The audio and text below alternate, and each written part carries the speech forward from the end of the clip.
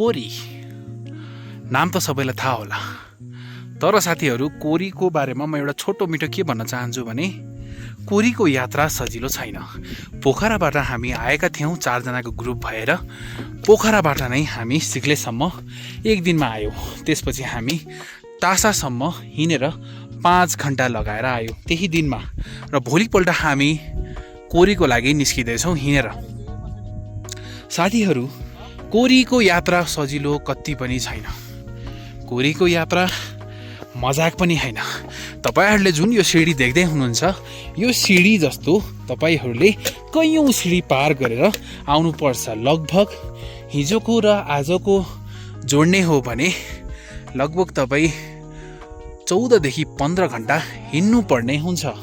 त्यसैले तपाईहरू यदि कोरी आउँदै हुनुहुन्छ भने मेन्टली यो सोचेर आउनुहोस् कि कोरीको यात्रा सजिलो छैन।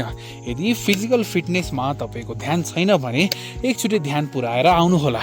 कोरीको यात्रा 2-3 घन्टामा सक्सेस हुन्छ। हामी कोरी 2-3 घन्टामा पुग्छौँ भन्ने कन्सेप्टमा चाहिँ कति पनि नआउनुहोला। र कोरीको लागि तपाईहरूले कम्तीमा पनि सिक्लेसम्मको लागि पर पर्सन 800 रुपियाँ, टासासम्मको लागि पर पर्सन 1500 रुपियाँ र कोरीको लागि पर पर्सन 2000 रुपियाँ छुटाउने पर्ने हुन्छ। त्यसपछि आफ्नो लागि अन्य खर्च खानाहरूको लागि कम्तीमा 4 देखि 5000 राख्नै पर्ने हुन्छ। सो ओभरअल तपाईँले 10 देखि 12,000 र कम्तीमा 8,000 चाहिँ लिएरै आउनुपर्छ। हस् त, धन्यवाद।